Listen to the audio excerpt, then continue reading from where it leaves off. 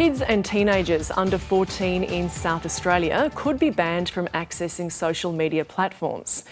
The SA government has brought in a former High Court justice to examine legal pathways to impose the ban. But at least one expert has questioned whether it's a good idea. South Australian Premier Peter Malinauskas says a ban would help young people improve their mental health. The excessive use of social media within of itself is actually doing harm to our young people's mental health. And then at the more extreme end, what we start to see is illicit content having a particularly bad effect. Now, what all that adds up to is it amounting into some real-world statistics. We're seeing a dramatic spike in childhood depression, childhood anxiety. At its most extreme end, we're seeing evidence of youth suicide. And I think we're sort of at the point now that governments have to act. You know, as governments, we regularly intervene in, regulating products and services where we determine that it's doing children harm. I just don't see social media being any different. And it's not about being a troglodyte or anything, but I think it's about making sure that, for children under the age of 14, they're not getting access to these platforms where we know it's doing them harm. And then for 14 and 15-year-olds, we say it should occur with parental consent. And I think that's within our capability. I don't want to be naive about the fact that, there are going to be difficulties associated with this, but that doesn't mean we shouldn't try and do something about it.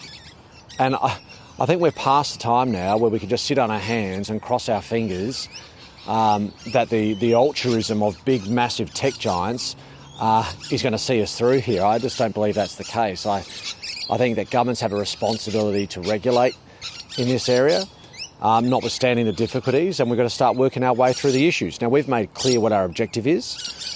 We think it's motivated by not just an emotional response, but rather evidence that says we've got a problem.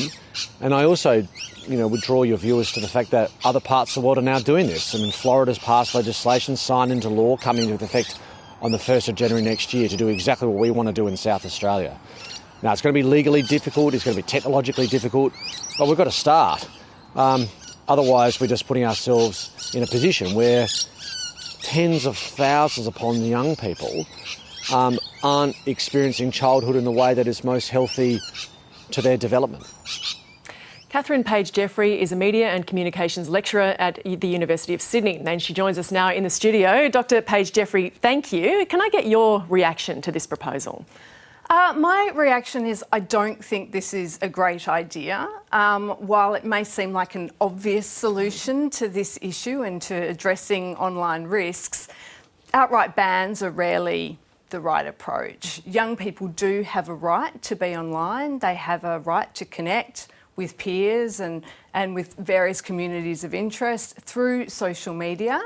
And administering this sort of blanket ban denies them all of those benefits and opportunities. So some are arguing it simply won't work, and that's the reason it shouldn't be implemented. You're not saying that. You're saying in and of itself, you don't think this is the right approach. You want that flipped on to the companies, essentially, with those parameters. Tell us about that.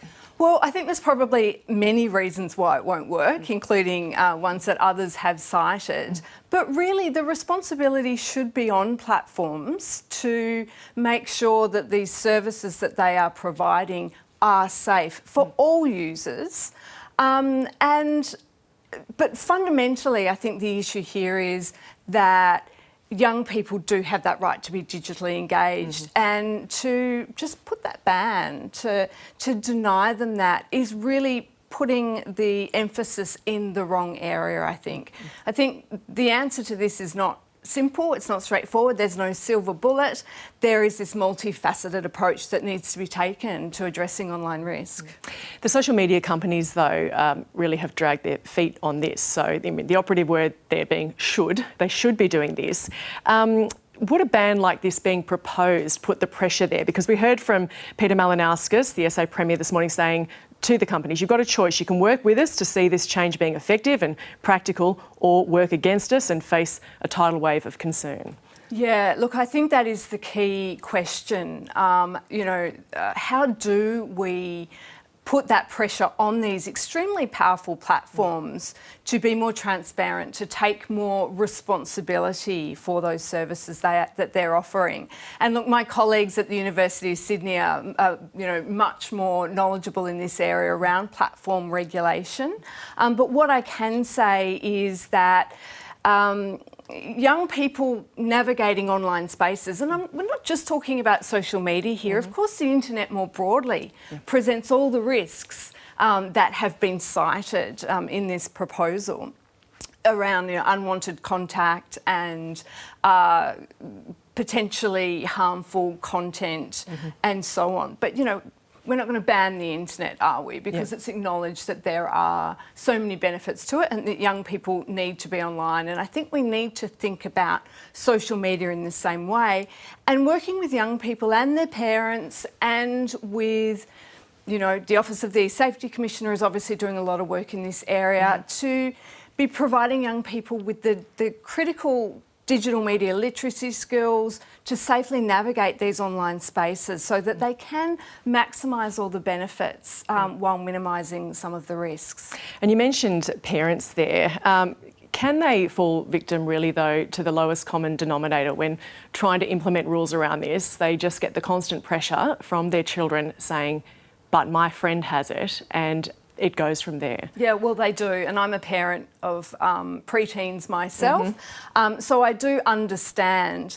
But look, I think parents should see this as an opportunity to talk to their young person about what they want to do online, what platforms they want to join, what activities they're interested in engaging in, and working with their young person to educate them about some of the risks, about being bit critical about people online and information and so on, and work with their children to try and navigate these spaces. Because by doing that, you're also providing young people the opportunity to develop really important skills around media literacy, managing risk, and also developing resilience. And if you administer an outright ban, then young people do not get the opportunity to develop those really, really critically important skills and competencies that they need to then thrive as they go into adulthood.